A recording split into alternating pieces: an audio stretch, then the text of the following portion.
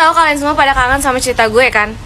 Please bilang iya aja, walaupun kalian sebenarnya nggak kangen juga, kayak bahkan kalian nggak nyadar kalau gue udah seminggu lebih nggak upload cerita. Iya udah nggak apa-apa, pokoknya iya aja ya. Baik, mari kita bercerita lagi sesuai dengan request kalian.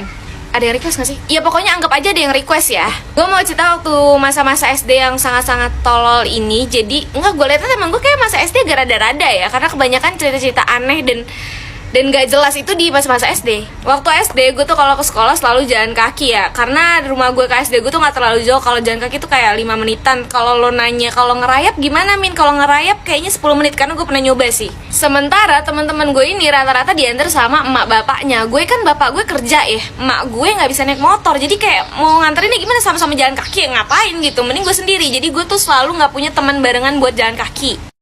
Kalau lo pada nanya lah, Farhan gimana Min? Kan lo satu SD kan? Iya gue satu SD sama dia, tapi seperti yang kalian tahu gue sama dia tidak akur gitu. Jadi kalau barengan gue nggak mau barengan sama dia. Jadi gue tuh selalu jalan duluan, karena gue kayak jijik, nggak dong, nggak gitu. Maksudnya kayak ya nggak mau aja barengan gitu. Even gue sama dia keluar barengan dari pagar pun kayak kita bakal bisa nih menjauh gitu. Jadi kita dari dulu emang udah ada prokes gitu. Kita social distancingnya parah gitu. Suatu hari gue lagi pakai sepatu nih, mau siap-siap berangkat sekolah, lagi di teras. Nah, karena pagar rumah gue ini jaring-jaring gitu, jadi kelihatan di depan jalanan yang lagi lewat tuh siapa.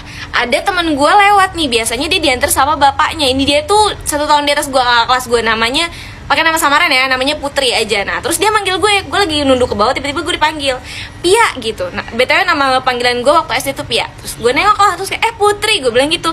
Kalau jalan kaki, gue tanya basa-basi segala macem. Terus akhirnya dia bilang ayo mau bareng nggak? Ya udah, akhirnya gue bilang ayo tunggu bentar ya. Gue pakai sepatu segala macem, berangkatlah bareng gue sama dia nih ke sekolah.